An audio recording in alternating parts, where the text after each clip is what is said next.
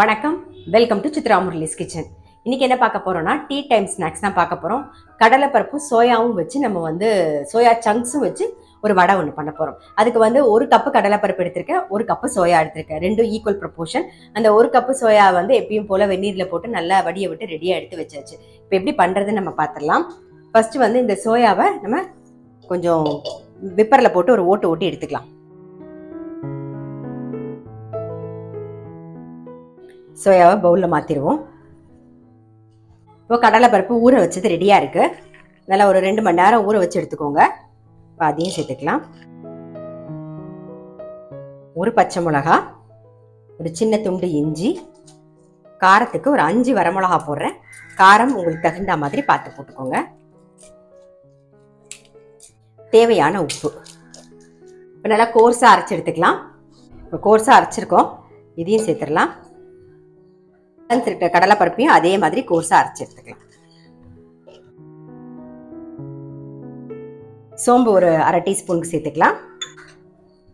கோர்ஸா அரைச்சாச்சு, அதையும் சேர்த்துருவோம். இப்போ எல்லாத்தையும் ஊற வச்சிருந்த சோயாவும் அரைச்சாச்சு. அதுக்கப்புறம் கடலைப்பருப்பு, வரமிளகா எல்லாமே அரைச்சி ரெடியா இருக்கு. இப்போ வெங்காயம், புதினா, கொத்தமல்லி, கொஞ்சம் கருவேப்பிலை இதெல்லாம் சேர்த்துடலாம். நல்லா மிக்ஸ் பண்ணிடலாம். கலக்கிறதுக்கு சௌரியமான ஒரு பாத்திரத்தில் மாற்றிக்குவோம்.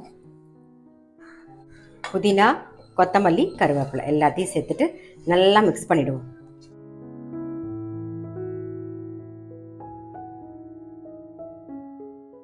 இப்போ வடை தட்டியாச்சு. எண்ணெய் இந்த பக்கம் நல்லா காஞ்சிருக்கு.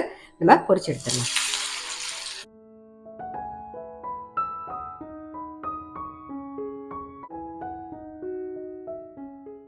எடுத்துடலாம். இதே மாதிரி எல்லா வடையும் நம்ம பொரிச்சு எடுத்துக்கலாம். ரொம்ப ரொம்ப டேஸ்ட்டாக இருக்கும். இது வரைக்கும் நீங்கள் கடலைப்பருப்பு மட்டும் போட்டு பண்ணி பார்த்துருப்பீங்க. சோயாவும் சேர்த்து போட்டு பண்ணி பாருங்கள், ரொம்ப ரொம்ப நல்லாயிருக்கும். எப்பயும் போல் நல்ல ஒரு டீ காஃபியோட ஒரு ஒரு சின்ன பீஸ் வடையை கடிச்சுட்டு ஒரு டீயோ காஃபியோ குடிச்சிங்கன்னா ரொம்ப ரொம்ப நல்லாயிருக்கும்.